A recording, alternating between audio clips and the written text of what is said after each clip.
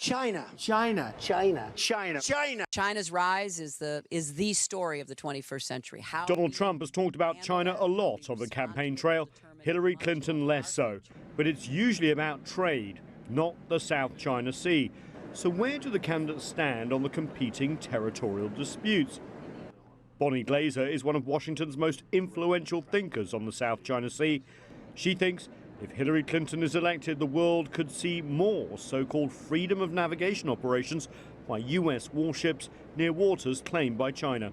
Potentially, Hillary Clinton might be willing to incur more friction in the relationship between the U.S. and China on the South China Sea and other issues. Glaser argues that it's easier to predict the actions of a President Hillary Clinton. She was one of the main architects of the U.S. pivot to Asia. As Secretary of State, she said the U.S., quote, does not take sides in the South China Sea disputes and opposes the use or threat of force by any claimant.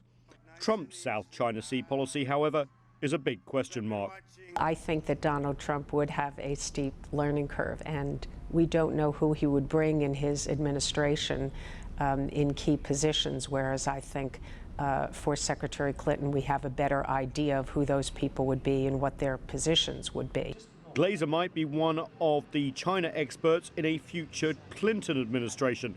Donald Trump's guru is Peter Navarro, who declined to be interviewed by CCTV.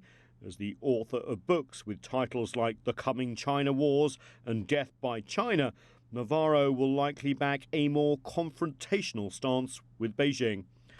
Glaser concedes that as a businessman, Trump is inclined to cut deals and may seek a more transactional relationship with Beijing over the South China Sea. China might be able to trade something with him.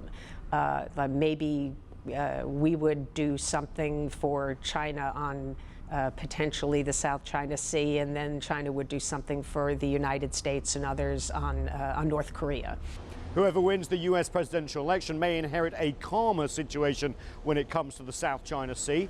The recent visit by Philippine President Rodrigo Duterte to Beijing seems to diffuse tensions between the two claimants. There's even talk of sharing fishing and mineral rights in the area. If that's the case, it would lessen the argument for more intrusive military presence in those waters by the United States. Nathan King, CCTV, Washington.